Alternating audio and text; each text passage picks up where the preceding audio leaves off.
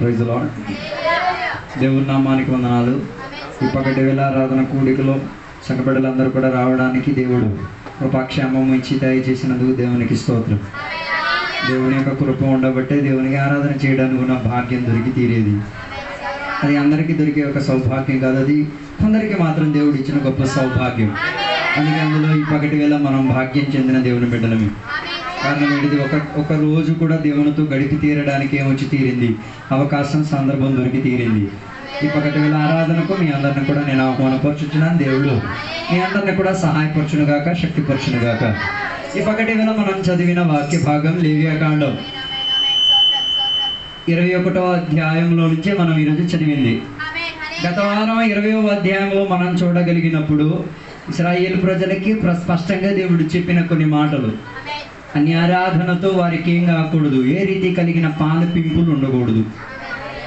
ఆరాధనకి మాత్రమే వాళ్ళకి ఏం ఉండి తీరాలి, పాలు పింపు ఉండి తీరాలి. ఆరాధనకి అన్యారాధనకున్న తేడా ఏంటో తెలుసా? ఆరాధన చెయ్యకపోవడం అన్యారాధన చేసే లక్షణం.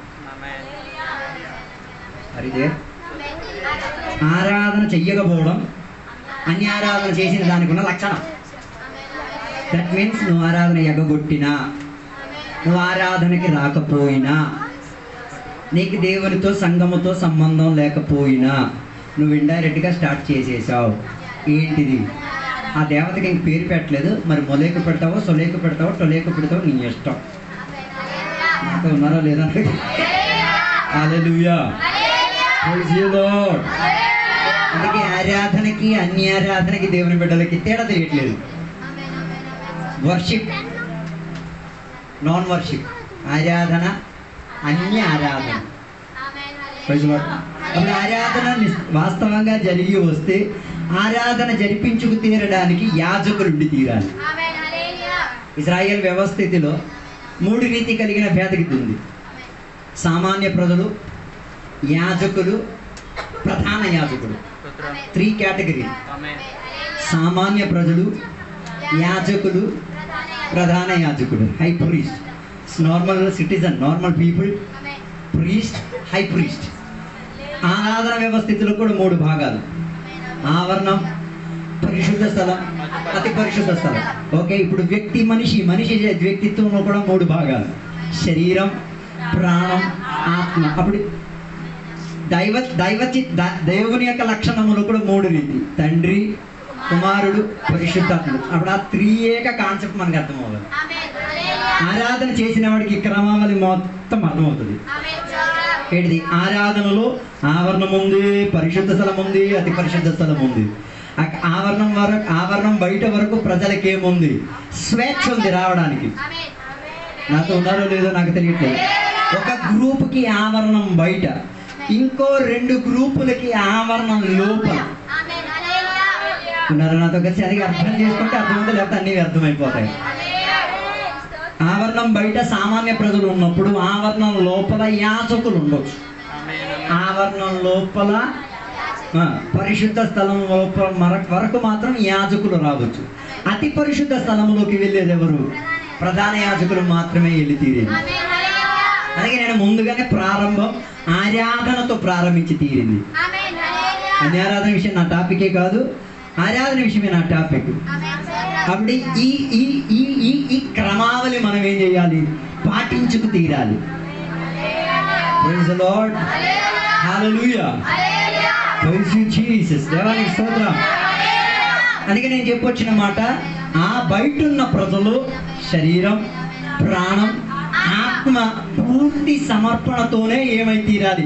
ఆవరణం బయట ఉండాలి, ఆవరణం లోపల ఉండాలి, అతి పరిశుద్ధ స్థలములో ఉండాలి, పరిశుద్ధ స్థలములో ఉండాలి. ఎలా? శరీరం, ప్రాణం, ఆత్మ ఆరాధనకి సమర్పించాలి. ఎక్కడే చాలా ప్రాబ్లం వచ్చేది. అది కొందరితో నేను సప్పట్లు కోస్తాను, నో ప్రాబ్లం. నీ శరీరం ఏం చేయట్లేదు, ఆరాధనకి సహకరించట్లేదు. అందుకే మెల్లిగా చెప్తున్నాను, అర్థమై తీరడానికి. ఆవరణం బయట ఉన్న జనానికి ప్రాబ్లం ఇట్లేదు, ఆవరణం లోపల ఉన్న యాజకుడికి ఏముంది ప్రాబ్లం? ఏమవుతుంది తెలుసా? హాట్స్పాట్ చచ్చిపోతాడు. అలాగే అలాగైతే కొత్త నిబంధనలో ఎందుకు చావు జరగట్లేదు? చావు జరుగుతుంది, మనకు కనబడట్లేదు. మనం అనుకున్నది ప్రాణం పోతే శవం అయిపోతేనే చచ్చిపోయింది. అది కాదు చచ్చిపోయే ఒక పద్ధతి. దాని గురించి నేను చెప్తాను. ఆ అధ్యాయంలో చావు గురించి రాయబడి ఉంది. అందుకని ముందుగా నేను పునాది వేసుకొని వెళ్తున్నాను. హలో, బయట ఉన్న సామాన్య ప్రజలు చప్పట్లు కొట్టకుండా, హల్లెలూయా చెప్పకుండా, నివాళి చెప్పకుండా, చెప్పకుండా ఏం చేయొచ్చు? పిచ్చుకోవాలా ఈ పాటగాడుగా పాడిపో బుర్రలేనోడు ఏ చేత చేయని అని యాటిట్యూడ్తో బయట నువ్వేం చేయొచ్చు? ఉండి తీరవచ్చు, కానీ నీవేం చేయలేవు. ఆవరణం లోపల ప్రవేశించలేవు, పరిశుద్ధ స్థలానికి రాతే వచ్చి తీరలేవు. కానీ యాజకుడు అలాగ కాదు. ఆవరణం లోపల రావాలంటే శరీరం, ప్రాణం, ఆత్మను ఏం చేసుకు తీరాలి? సెటప్ చేసుకుని తీరాలి, ఏర్పరచుకు తీరాలి. హల్లెలూయా. దానికి అర్థం చేసుకు తీరడానికి 21వ అధ్యాయం మొదటి వచనం చదవండి. మరియు యెహోవా మోషేతో ఎట్లనెను, యాజకులకు అహరోను కుమారులతో ఎట్లనెను, మీలో ఎవడును తన ప్రజలలో శవమును ముట్టుట వలన తాను అపవిత్రపరచుకొన రాదు. దేన్ని? ప్రాణమా, ఆత్మనా, శరీరానా? అందుకే నేను ముందే పునాది తీసుకొని వచ్చాను. శరీరమా, ఆత్మ, ప్రాణమా? శరీరం. ఎస్, శరీరాన్ని మొదటిగా ఏం చేసుకు తీరాలి?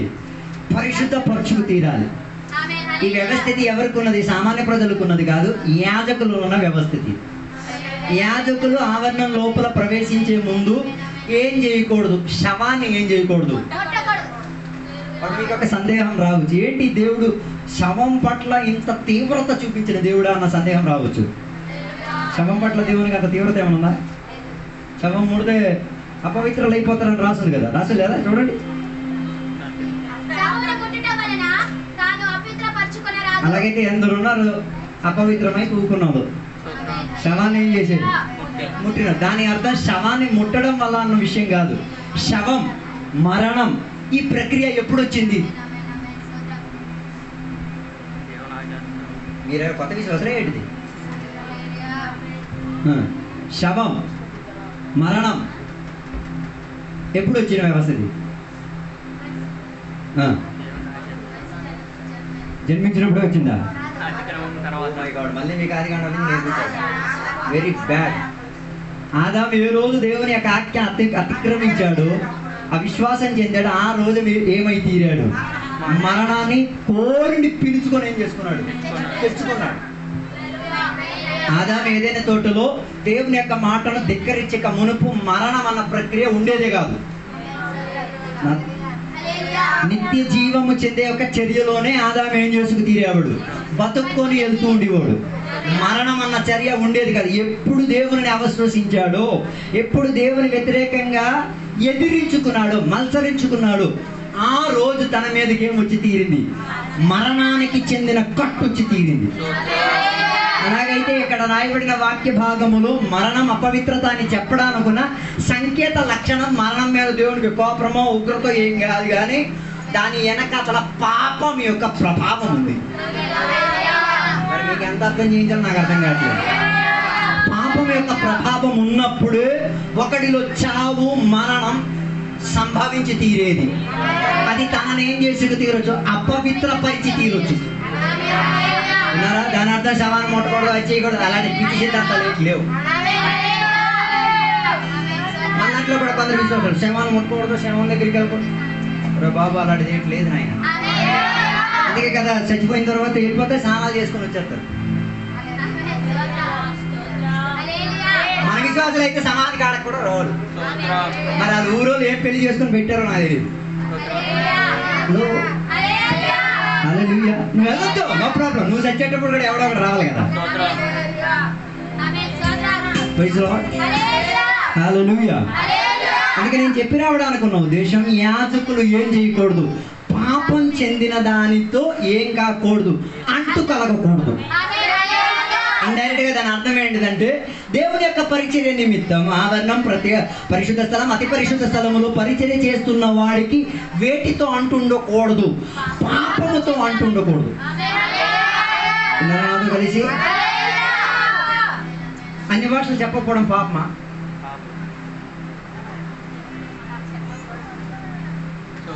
ప్రశ్నకి జవాబు చెప్పలేదు.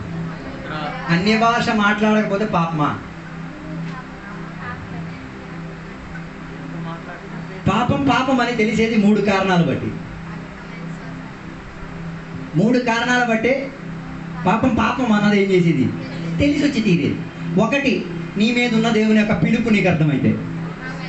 2, దేవునితో నీకున్న అనుబంధం తెలిసి వస్తే. 3, వాక్యం గురించి తీవ్ర అవగాహన ఉండి తీరితే ఇది పాపమా కాదా అన్నది నీకు తెలిసిపోతుంది. 3 కారణాలు చెప్పారు.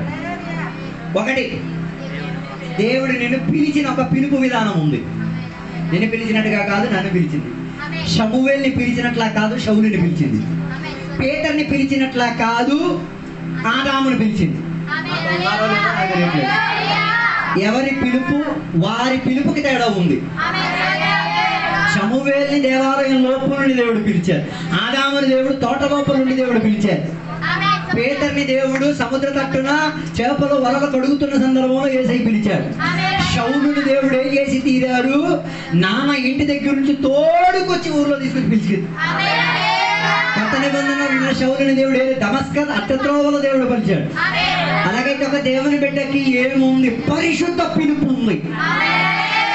నీ పిలుపు పరిశుద్ధం చెందేది, అది ఏర్పరిచేది నువ్వు పాపం చెయ్యాలా చేయకూడదా. హలో. 2వ కారణం, దేవునితో ఉన్న నీకున్న అనుబంధం. దేవునితో ఈ కూరగాయలు కోసేసి కాళ్ళకి ఇసిరేస్తే పాపమా?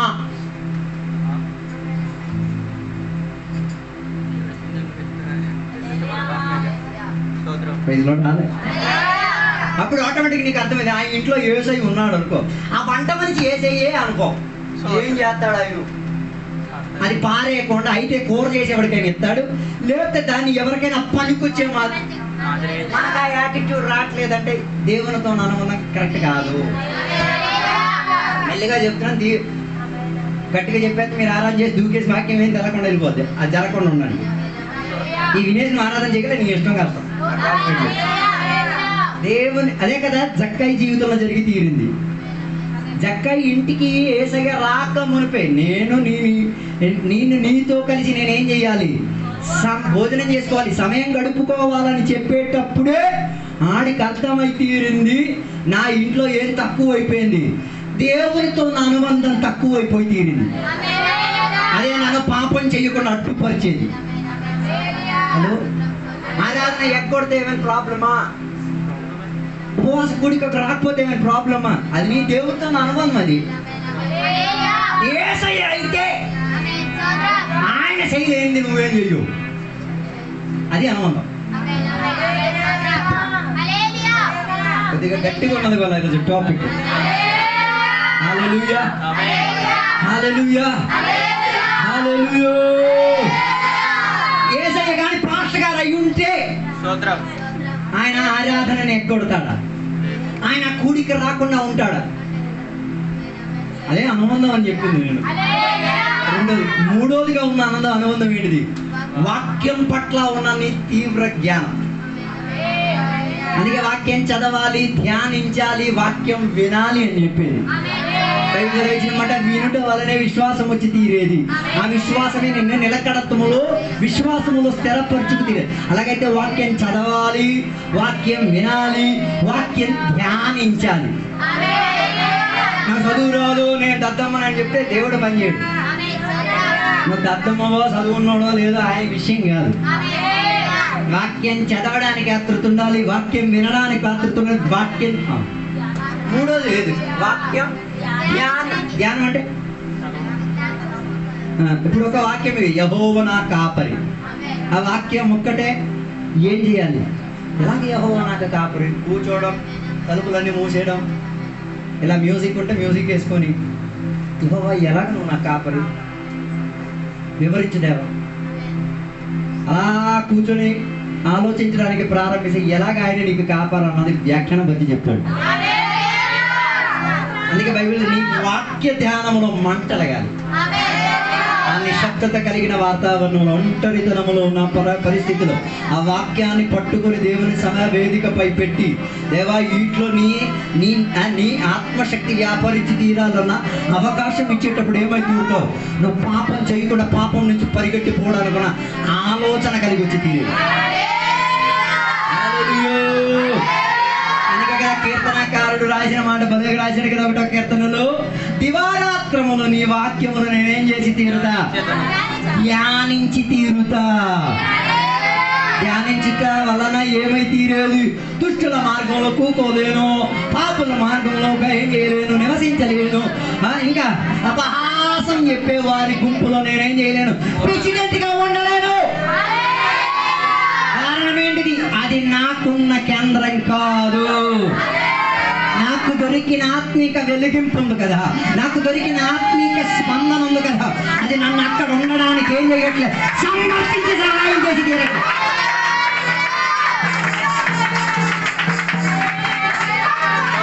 హలో, నీకు తెలియకుండానే కొన్ని ప్రాంతాల నుంచి దేవుడు నిన్ను లాగేసి బయటకు వస్తాడు. ఎందుకు అర్థం కాలేదు కదా, ఎప్పుడో వాక్య ధ్యానం చేశావు కదా, అది నీ లోపల ఒక మంట రెచ్చగొట్టి తీరింది.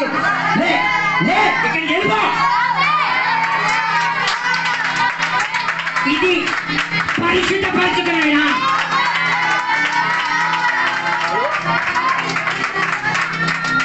ఎవరికి తెలియలేని పరిస్థితులు అర్ధరాత్రి మంచం కాడ పడుకున్నాం కదా, ఆవుకన్నా ఘోరంగా ఎవడో వచ్చి నేను ఏం చెప్పాడు, ఏదో రీతిగా నీ నిద్ర ఏమైంది, తెలివి వచ్చింది, కేవు వచ్చింది, లెగించావు, కూర్చున్నావు, ఏం చేయాలో అర్థం కాలేదు, నీళ్ళు తాగావు, బాత్రూమ్కి వెళ్ళావు, మళ్ళీ తిరిగి వచ్చిపోయి మళ్ళీ నిద్ర రావట్లేదు. వెంటనే ఏం చేసేది? వాక్యముతో అనుబంధాన్ని స్థిరపరచుకు తీరేది. అలాంటి సందర్భంలోనే నీకు దాని నెక్స్ట్ ఉన్న గడియ నడిపించుకు తీరడానుకున్న సామర్థ్యం ఆయన తీరేది. హల్లెలూయా, హల్లెలూయా, ప్రైజ్ ది లార్డ్. అందుకే దేవుని బిడ్డ చెప్పొచ్చు, నేనేం చేయలేను, పాపం చెయ్యలేదు, నా మీద ఉన్న పిలుపు గొప్పది, నాతో దేవునికున్న అనుబంధం గొప్పది, నేను వాక్యములో పరిజ్ఞానం చెందింది గొప్పది, దానికి మించిన వాడిగా నేను ఆత్మీయుడిగా పాపం చేయకుండా జీవిస్తా. హల్లెలూయా.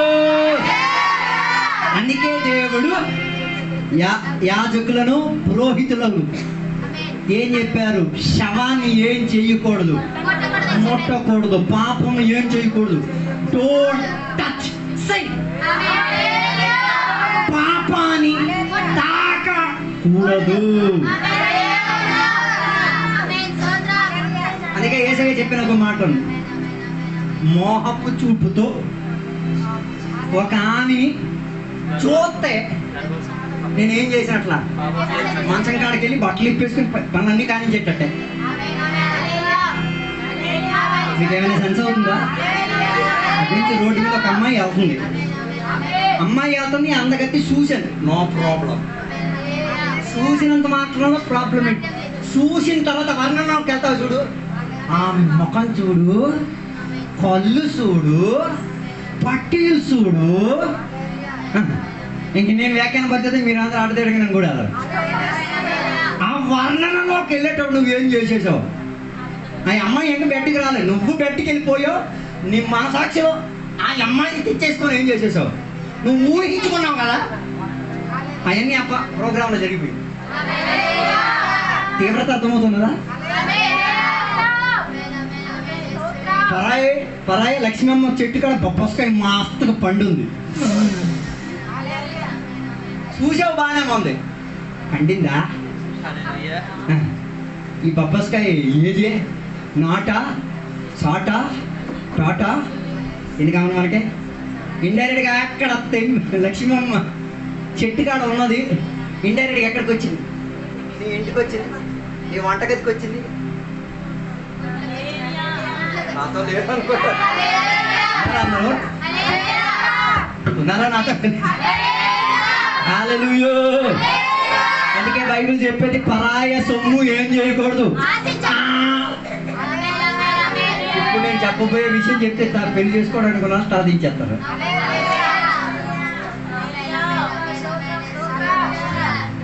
ఈ పిల్ల మా ఇంటికి తెచ్చుకోవచ్చా? ఈ పిల్లని చూసి ఈ పిల్లని ఏం చేసుకోవచ్చు? మా ఇంటికి తెచ్చుకోవచ్చా? అదే ఆ ప్రాసెస్. హలో, ఈ పిల్లని తెచ్చుకో, అలా కూడా మనం ఏం చేయలేం, ఆశించలేము. ఓ రవి గారు మీరేంటి వాకింగ్ చెప్తున్నారో ఏడు చెప్పిన అర్థం కావట్లేదు, అలా చెప్పడానికి అవకాశం కూడా దొరకట్లేదు. హలో, ఉన్నారా నాతో కలిసి? అది ఎవరికి దేవుడు రాసి పెట్టి ఉన్నారో నీకు తెలియదు. అందుకే మనం ఏం చేసేది, దేవునికి సలహా అడిగేది. ఇలాగ నాకు ఒక ఆశ ఉంది, ఆమెకి నేను చెప్పలేదు, నేను ఆమెను ఆశించలేదు కూడా. ఇలాగ ఒక విషయం నీ పైన ఉంది దేవా, దీంట్లో నీ స్పందన ఏంటిది, నీ చిత్తం ఏంటి, నీ ఇష్టం ఏంటిది?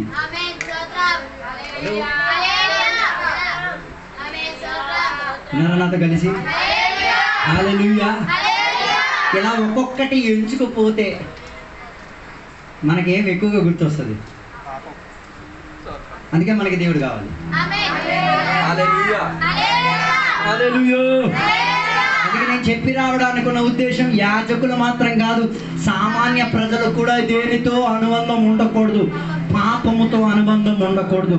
పాపము నుంచి మనం ఏం చేయాలి, దూరంగా పారిపోమని చెప్తున్నాం. దైవజనుడా, ప్రతి దుష్టత్వములో నుంచి నీవేం చేసుకు తీరాలి, పరిగెట్టి పారిపోమని బైబిల్ జరిగించేది.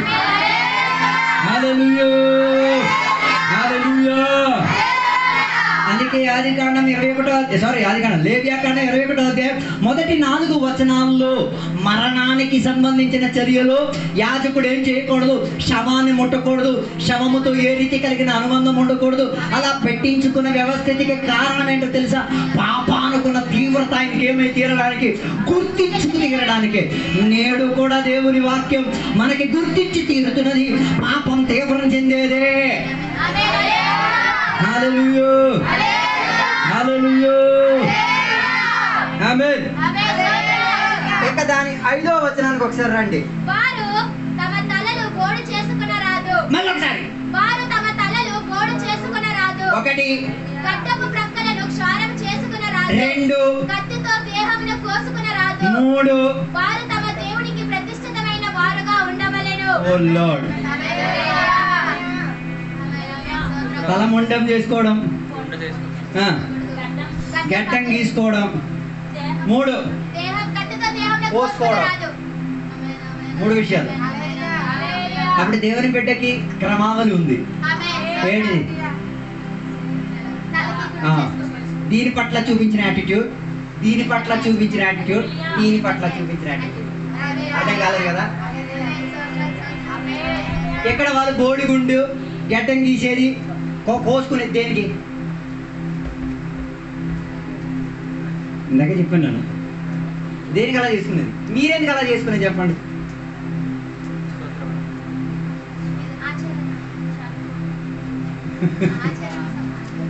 మరణం జరిగింది కాబట్టి దానికి సంప్రదించేటట్టుగా, దానికి ప్రతిష్ఠించే ప్రక్రియలో చేసే పద్ధతి. ఓకేనా? ఓకే. మీ ఇంట్లో మరణం ఏం జరగలేదు, మీరు జుట్టుగడ్డ కటింగ్ చేస్తున్నారు, గడ్డాలు గడ్డ గీసేస్తున్నారుగా, అందరికీ అలవాటే లేదు. హలో, వాటిలో కూడా అన్యారాధనపు శక్తి ఉంది, అది తెలియడానికి. మనం జుట్టు కత్తిరించేది ఎవరికి చూపించుకోవడానికి?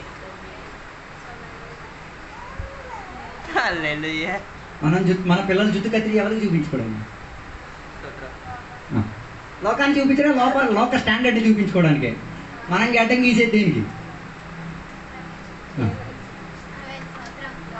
అది కూడా అంత సీరియస్ డీలే. మనం కోసుకునేది, నేను చచ్చిపో, పాపమే అది. అది ఒకసారి 5వ వచనం మరొకసారి చదవండి. వారు తమ తలలు బోడు చేసుకొనరాదు, గడ్డపు ప్రక్కలను క్షారం చేసుకొనరాదు, కత్తితో దేహమును కోసుకొనరాదు. హలో, వాటిలో మనకేం వండి తీరాలి, జాగ్రత్త ఉండి తీరాలి. నీకు నచ్చినట్టుగా నువ్వు ఏమి చేయలేవు, దేవుని బిడ్డలకి నచ్చినట్టుగా ఏం చేయలేదు, హెయిర్ కట్ చేయలేవు. నీ శరీరానికి అందం చెందే ప్రక్రియలో చేయి తప్ప.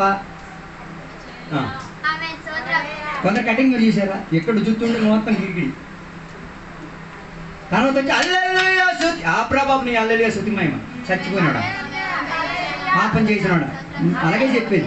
అడిగి వేదిక మీద కూడా మేము ఎక్కించాం, ఎలాగెక్కించేస్తాం? ఆయన చేస్తున్నది ఎవరి పని? నాకు మేసం ఎలా తిప్పేసి ఉంచాలని తెలుసు, తెలియదని కాదు, మేసం తక్కువ ఏం లేదు. కారణం ఏంటిది? నేను ప్రతిష్ఠింపబడిన వాడన్నది నాకు తెలుసు. మరి ప్రతిష్ఠింపబడలేనుడు ఎక్కడ? మొత్తం పెంచేసుకో. దాని అర్థం మన, అందుకే కదా ఈ కోవిళ్ళన్నీ ఏం దానం చేస్తుంటారు? వై? ఆ దేవుడికి ఏమైనా మీ ఎంట్రుకలు కావాలి?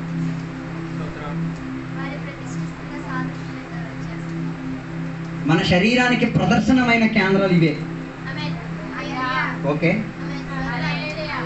ప్రదర్శనమైనదంటే అందరికి కనిపించేది, అందరికి అర్థమయ్యేది, కనిపించేది. Okay okay. కన్ను పడింది అంటారు చూసారా, కన్నేసారు. ఈ సూపు వలన సూపు కరెక్ట్ అయిన సూపు కాకపోతే, అందుకే ఇందాక నేను చెప్పాను కదా, ఒక అమ్మాయిని మోహపు చూపు చేస్తే డైరెక్ట్ బెడ్కి తెచ్చేసి అన్ని ప్రోగ్రామ్ అన్ని జరిపించేసి, అదే సేమ్ వ్యాపారం జరిగేది. నేను ఇప్పుడు ఎవరిని చూశాను? స్వాతిని చూశాను. వామ్మో వాడు జిత్తేట్రా, వాడు మేసాలేట్రా, ఇది ఆశించేటోడు. నేను కంటితో ఏం చేశాను? ఒకటి పంపించాను, అది ఆడికి అర్థమైంది. ఆడేం చేస్తాడు? ఓరు నన్ను ఈ శని దరిద్రుడు నాకెందుకు రా బాబు, వెళ్ళిపోతాడు కోరిక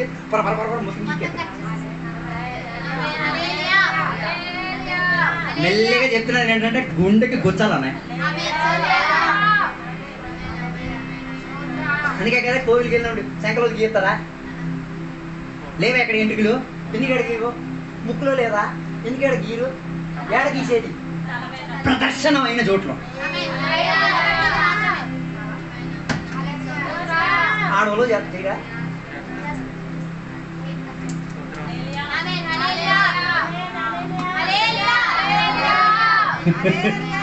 ఎప్పుడు వాక్యం ఎలా ఆలోచించలేదు కదా. చదివినప్పుడు నేను ఎలా అలకలం అయిపోయి నాకు 2:30 వరకు నాకు నిద్ర పట్టలేదు. కానీ మనం కూడా ఎలా పిచ్చి చేష్టలు పోలు చేసాం కాబట్టి రాత్రి మొత్తం కూర్చొని దేవునికి క్షమాపణ అడిగి, దేవా ఈ పిచ్చి చేష్టలు నేను చేసేసి నేను తిరిగేసి ఎంతమంది విశ్వాసం చెడగొట్టాను. హల్లెలూయా. ఇప్పుడు అర్థమైంది ఎందుకు గీక్ అందరు గీకరా. నువ్వు గీకపోద్దు నాయన, ఉంచుకో, ప్రాబ్లం. దాని మీద ఏం చెయ్యొచ్చు? దుష్టుని ప్రభావం వ్యాపరించుకు తిరగొచ్చు. అందుకే దేవుని బిడ్డలు, దేవుని కొరకు ప్రతిష్ఠింపబడిన యాజకులు, దేవుని కొరకు ఆత్మీకులుగా జీవించిన వారు హెయిర్ కట్ చేసేటప్పుడు పద్ధతిగా చేయాలి. షేవింగ్ చేసేటప్పుడు హలో హల్లెలూయా హల్లెలూయా హల్లెలూయా. అందుకే మరణించిన గడియలో కూడా ఏం చేస్తారు? తలముండం చేస్తారు, గడ్డాలు గీసేస్తారు, కొన్ని సాంప్రదాయాలలో కోసుకుంటారు. మొదటి రాజుల గ్రంథంలో బయళ్ళకి ఆరాధన చేసిన ప్రవక్తలు వారి వర్షం పడడానికి కోసేసుకున్నారు. మన అట్లా కోసుకున్నారు కదా, ఇటు చేసుకుంటున్నారు. అది వారి సాంప్రదాయం. మరి దాని వెనకాతలు ఉన్న లాజిక్ ఏంటో నాకు అర్థం కదా. నేను విన్న దాంట్లో అర్థం మీద ఎక్కువ మాట్లాడుకుంటాను, మాటలు తగ్గిపోతాయి. ఇది మంచి పద్ధతి.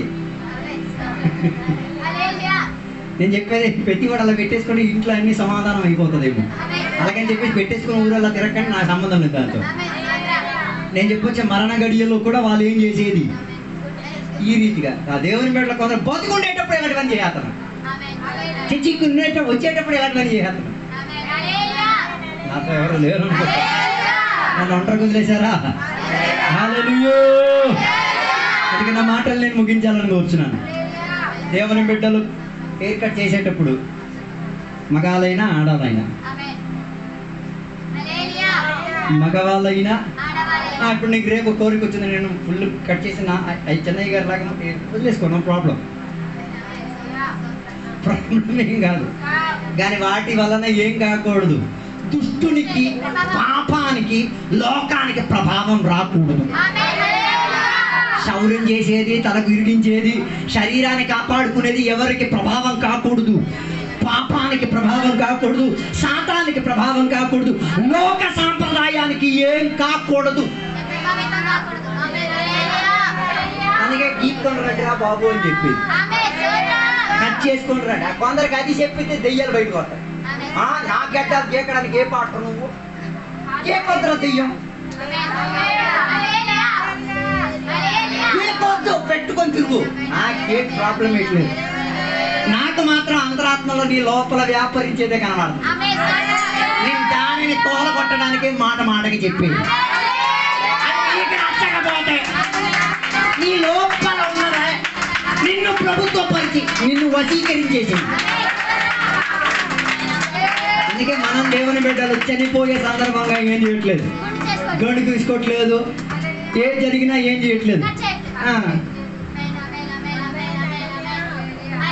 హల్లెలూయా, ప్రైజ్ ది లార్డ్. ఉన్నారా నాతో కలిసి? అందుకే నా మాటల్ని ముగించాలని కోరుచున్నాను. దేవుని బిడ్డలారా, అన్ని హెయిర్ స్టైల్ మనకి ఉచితమైనది కాదు. అన్ని గడ్డంగా గీసే స్టైలు. వాళ్ళమ్మ పాట పాడిన స్టైలు మారింది, ముఖము మారింది. మీరంటారు అయ్యో బగాల గురించి. ఆడవాళ్ళు కూడా ఈ మధ్య అక్కడికి వెళ్ళిపోతున్నారు, క్రాఫ్ట్ సెంటర్కి వెళ్ళిపోతున్నారు. ఒక విషయంలో నాకు చాలా మన సంఘంలో ఒక అమ్మ చెప్తుంది వెళ్ళి జైల్లో, అమ్మ ఒకసారి ఎక్కడికి వెళ్ళమ్మా బ్యూటీ పార్లర్ వేసి రక్తం చేయి. నేను అస్సలు వెళ్ళే ఛాన్సే లేదు. ఎంత మొండిగా చెప్పిందంటే చెప్పిన నోరు తాళం పెట్టేసినట్టు చెప్పింది. నాకు అప్పుడే అర్థమైతుంది, వారు నాయను ఇది మామూలు విశ్వాసం చెందిన వాళ్ళు కాదని. హల్లెలూయా. కొందరు పెళ్ళికి వెళ్ళే ముందే డెకరేషన్లు అన్ని. హల్లెలూయా కాదు దానికి పరిహారం. 2 గంటలు 3 గంటలు 4 గంటలు మళ్ళీ దెయ్యానే కదా రాయదురా కుర్రోడు చూసేది.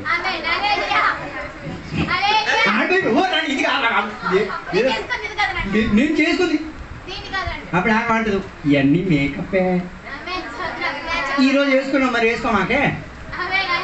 హల్లెలూయా. ఉన్నారా నాతో కలిసి? నీ శరీరం ఎలా ఉన్నదో అలాగే ప్రదర్శన వస్తువుగా మారితీరా. అందుకే దేవుని బిడ్డలు ఎక్కడికి వెళ్ళరు. పేలు ఎక్కువైపోతే ఎల్లు, నేను ఒప్పుకోండి. సుండ్రు ఎక్కువైపోతే ఎల్లు, కురుపులు కిరుపులు కట్టొచ్చేస్తారంటే ఎల్లు. దానికి ఒక అర్థం ఉంది, చికిత్స కోసం వెళ్తున్నాం. ఇది ఉత్తుతే ఎల్లు కటింగే.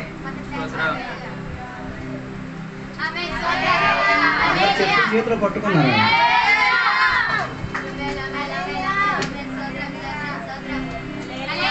హల్లెలూయా. అర్థమైందో వ్యర్థమైందో? Praise the lord. Hallelujah, hallelujah. అందుకే దేవుని బిడ్డలు యాజకులు పరిశుద్ధతకు నిదర్శన కలిగేటట్టుగా ఉండి తీరాలి. మన దేవుడు ఎలాగ పరిశుద్ధుడు పరిశుద్ధుడు పరిశుద్ధుడు, దేవుని బిడ్డలు కూడా ఏమై ఉండి తీరాలి? పరిశుద్ధత పరిశుద్ధత పరిశుద్ధత. ఎక్కడ? శరీరం పరిశుద్ధత చెందేటట్టుగా, ప్రాణం పరిశుద్ధత చెందేటట్టుగా, ఆత్మ పరిశుద్ధత చెందేటట్టుగా రెడీగా దేవుడి సన్నిధిలో ఉండి తీరాలి. ఈ 1 వాక్యం ముగించేట ఒక్కసారి పరిశోధిస్తావా? హోలీ హోలీ హోలీ. శరీరం హోలీయేనా? శరీరం పరిశుద్ధమేనా? ప్రాణాత్మలు పరిశుద్ధపరిచావా? లేకపోతే చేసేవన్నీ వ్యర్థమైపోతాయి. ఆలోచించు. ఈరోజు ఆవరణం బయట నిన్ను నిలబెట్టింది దేనికి తెలుసా? పరిశుద్ధుడై లోనకి ప్రవేశించాలి. చివరి మాట, నీ పరిశుద్ధత వలన ఏమొచ్చి తీరేది? దేవుని శక్తైన పరిశుద్ధాత్మ ఏమై తీరేది? వ్యాపరించి దిగి తీరేది. నీకు ఏమైతే దేవునితో ఎల్లప్పుడూ సహవాసం ఏర్పరచుకుంటుంది. హల్లెలూయా. అందుకే దుఃఖాక్రాంతులై ఆవరణం బయట కాడ ఉండొద్దు, పరిశుద్ధుడై లోనకు రావడానికి ప్రయత్నం చేస్తారు. అందుకే బైబిల్ చెప్పిన సమయోచిత సమయమున దేవుని యొక్క కృపా సింహాసనములో పరిగెత్తికి తీరడానుకున్న స్వేచ్ఛ అధికారం పరిస్థితిని దేవుడు తెరిచించాడు. ప్రియ దేవుని బిడ్డ, ప్రియ దేవుని కుమారుడా కుమార్తె, ఆవరణం కాడ ఉండేసి సినిమా చూసి వెళ్ళడం కాదు. ఆవరణం లోపల ప్రవేశించి శరీర ప్రాణమాత్మ రెడీగా ఉంది. పరిశుద్ధతతో ఆసక్తితో ఉందా? దేవుని యొక్క రాకడలో మనం అందరం చేరుకొని పరలోకానికి కొనిపోతాం. ఈ వాక్యాల ద్వారా దేవుడు మనందరం కూడా దీవించును గాక. ఇప్పుడు చిన్నపిల్లలకి సాక్ష్యం చెప్పేసాము. చిన్నపిల్లలు నిలబడతారు.